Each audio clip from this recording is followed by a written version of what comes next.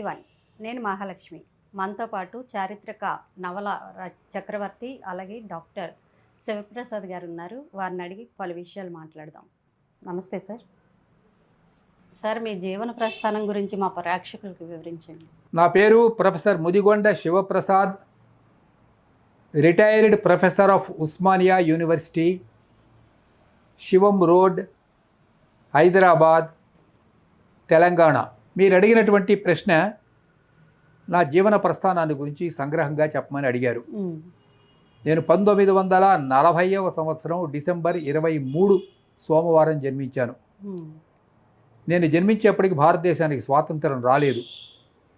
మా high school మీద union Jack అని ఒక జెండా ఎగురుతూ ఉండేది. నాకంతా కూడా ఇంగ్లీష్ వాళ్ళు కనపడుతూ ఉండేవాళ్ళు.